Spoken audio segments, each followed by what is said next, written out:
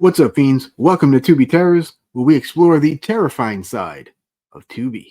I'm your host, Lucard, and today we're taking a trip through the midnight hour.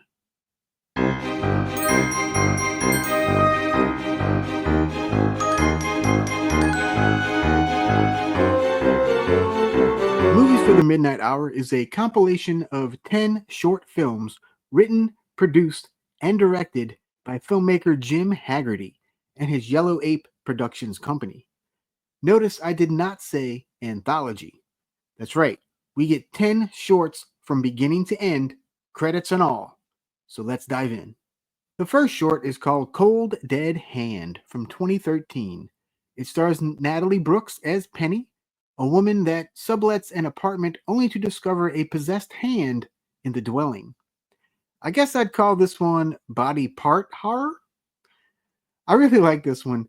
It was an entertaining 24 minutes with a standout performance by Natalie Brooks, who brings a real authenticity to the role. And I'm sure you can tell from the picture here, yes, there's nudity. Lots and lots of nudity.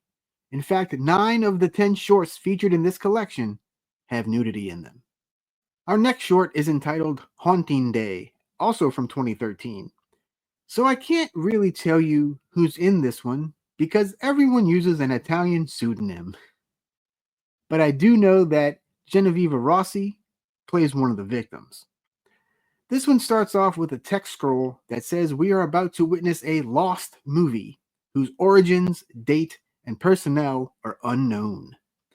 However, we learn that the day is Halloween 1978, where a witchy woman joins 3 masked assailants for a day/night of debauchery. This one is shot silent film style with some genuinely cool shots.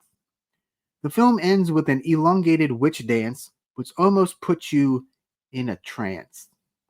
This is probably the trippiest short, but I do love the vibe of this one. It's very spooky. Next up, we have Reunion from 2014, starring Risa Cohen and Rob Moretti.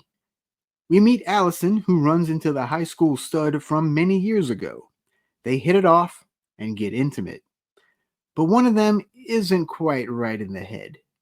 And that's all I'm going to give you storyline-wise.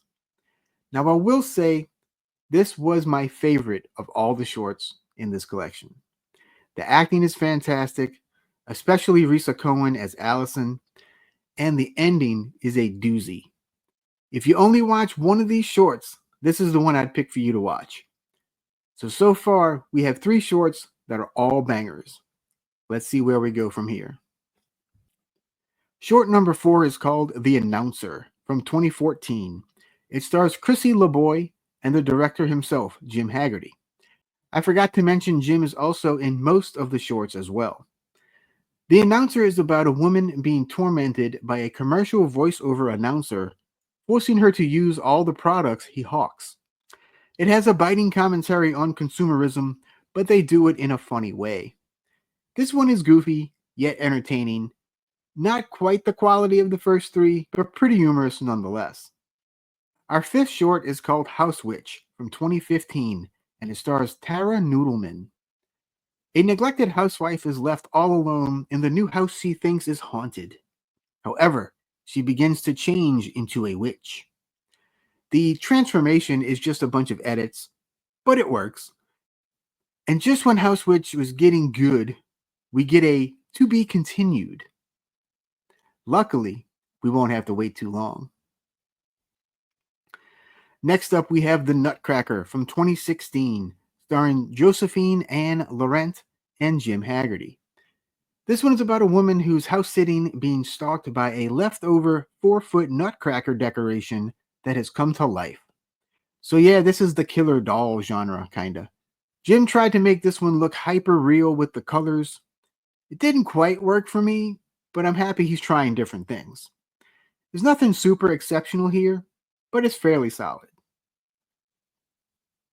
Our next short is The Creature from 2017, starring Dana Wine and Josephine Ionisi.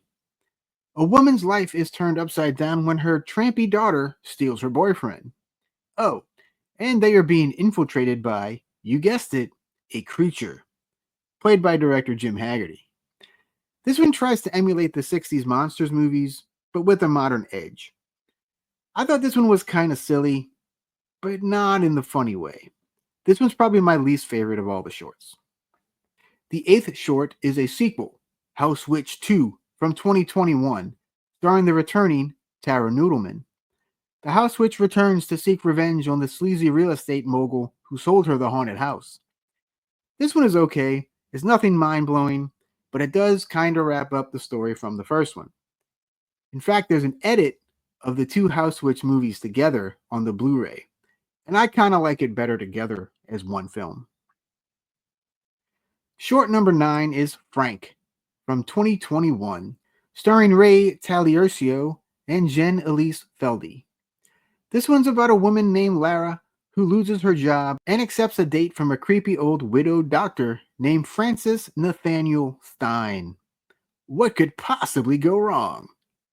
As I'm sure you've guessed it, this one is a take on Frankenstein.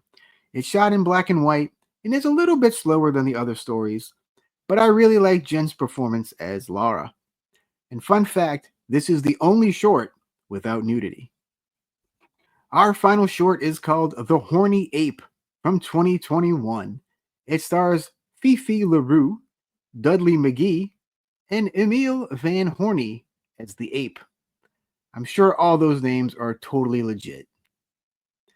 This is a wacky silent film about a wife named Kitty whose husband goes out hunting. While he's away, she ends up finding an escaped ape who is rather smitten with her. This one is super goofy and highly entertaining. It's a great way to end the collection. So overall, I was rather entertained by this collection. Now bear in mind, these are all super low budget shorts, and sometimes it's painfully obvious. That doesn't really bother me as long as the story is well done, which most of these are. I did enjoy the variety of different genres, or subgenres, I guess, technically. All the stories were kind of campy, even the serious ones. There's oodles of nudity sprinkled everywhere throughout these. It's definitely not kid-friendly. Some standouts to me were the first 3 shorts, Cold Dead Hand, Haunting Day, and Reunion. Definitely check those 3 out.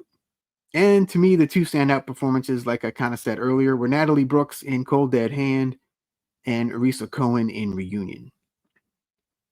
So for a rating, I'm going to give Movies for the Midnight Hour 3.5 bats out of 5. I'd recommend it if you're into the campy or mildly sleazy horror. I'm definitely interested in seeing more from Jim Haggerty. And speaking of Jim, if you get the Blu-ray, he appears on screen in between all the shorts with tidbits of info on each story. You know I love that kind of stuff. And I do need to mention the runtime. So on streaming, the film runs just over 2.5 hours. But with Jim's tidbits on the Blu-ray, comes to about 3 hours. So you're definitely getting your money's worth. You can catch Movies for the Midnight Hour streaming on Tubi, of course, and on YouTube. It is also available on Blu-ray through MVD Visual, and I'll have all those links for you in the description box below, including the trailer. So I hope you enjoyed this episode of Tubi Terrors. Let me know about your favorite horror short that you've ever seen in the comments below. Until next time, adiosi Bella Lugosi.